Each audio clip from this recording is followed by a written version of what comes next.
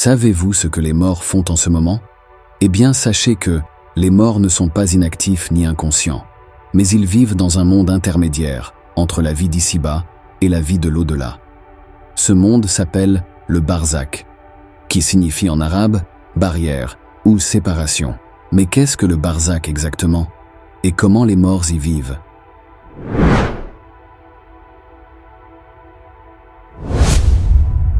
Ce terme apparaît plusieurs fois dans le Coran, dans la sourate Les Croyants au verset 100 par exemple. Il désigne le monde intermédiaire. Allah dit « Puis, lorsque la mort vient à l'un d'eux, il dit « Seigneur, fais-moi revenir sur terre, afin que je fasse du bien dans ce que je délaissais. » Non, c'est simplement une parole qu'il dit. Derrière eux, cependant, il y a une barrière, jusqu'au jour où ils seront ressuscités. Ce verset nous apprend plusieurs choses. D'abord que certains morts regrettent leurs péchés et voudraient revenir sur terre pour se repentir, mais il est trop tard. Ensuite, qu'il y a une barrière qui les empêche de revenir ou de communiquer avec les vivants. Enfin, que cette situation durera jusqu'au jour de la résurrection où ils seront jugés selon leurs œuvres. Mais que se passe-t-il dans l'entremonde? Est-ce un lieu de repos ou de tourment? Est-ce le même pour tous les morts ou y a-t-il des différences selon leur foi et leurs actions?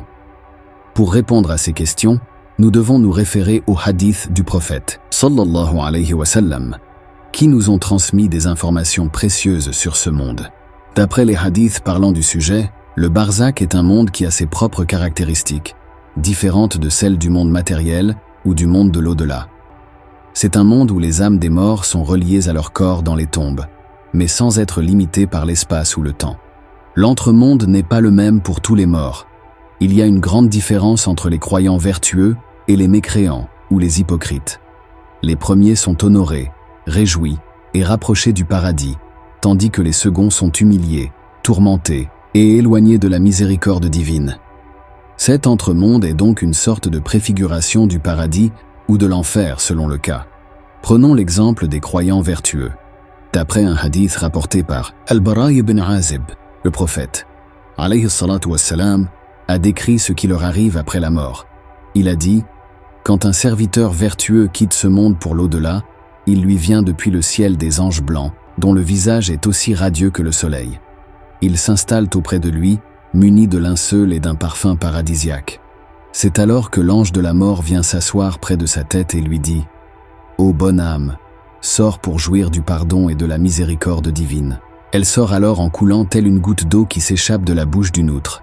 Quand l'ange de la mort reçoit l'âme, les autres anges s'en saisissent tout de suite et la mettent dans le linceul. Ils la baignent d'un parfum à la meilleure odeur de musc sur terre. Les anges remontent en portant cette âme, et chaque fois qu'ils passent auprès d'un groupe d'anges, ceux-ci disent « Quelle est cette bonne âme ?» Ils répondent « C'est celle d'un tel fils d'un tel », en employant les meilleurs noms que le défunt avait dans sa vie d'ici-bas. Arrivé au ciel le plus bas, on en sollicite l'ouverture qui sera obtenue sitôt demandée.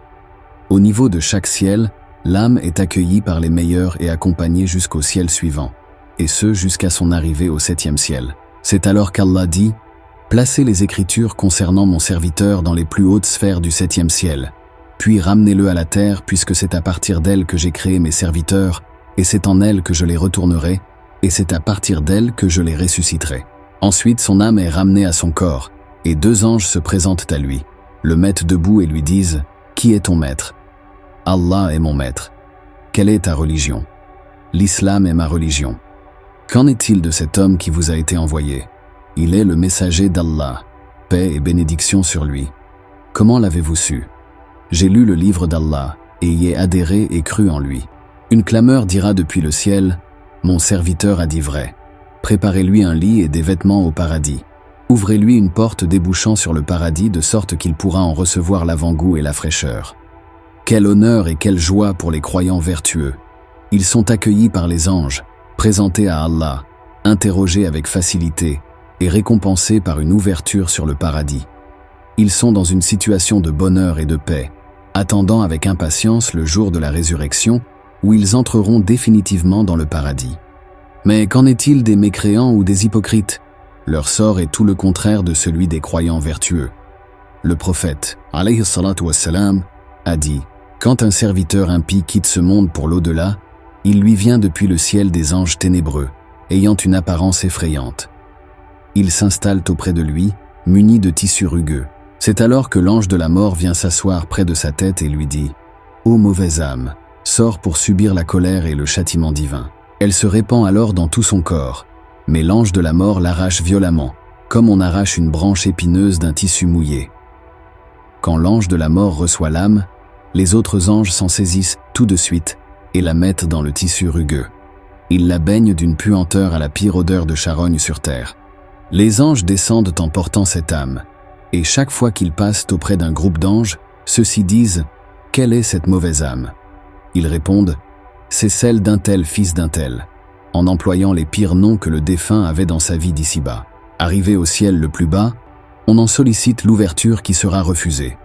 Allah dit « Placez les écritures concernant mon serviteur dans les plus basses sphères du 7e ciel.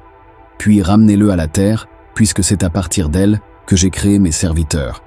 Et c'est en elle que je les retournerai et c'est à partir d'elle que je les ressusciterai. » Ensuite son âme est ramenée à son corps, et 2 anges se présentent à lui, le mettent debout et lui disent « Qui est ton maître ?» Il dit « Je ne sais pas. » « Quelle est ta religion ?» Il dit « Je ne sais pas. » « Qu'en est-il de cet homme qui vous a été envoyé ?» Il dit « Je ne sais pas. » Une clameur dira depuis le ciel « Mon serviteur a menti. Préparez-lui un lit et des vêtements en enfer. Ouvrez-lui une porte débouchant sur l'enfer de sorte qu'il pourra en recevoir la chaleur et le souffle. » Quel déshonneur et quelle souffrance pour les mécréants ou les hypocrites. Ils sont rejetés par les anges, repoussés par Allah, interrogés avec difficulté et punis par une ouverture sur l'enfer. Ils sont dans une situation de malheur et de détresse, redoutant le jour de la résurrection où ils seront jetés définitivement dans l'enfer.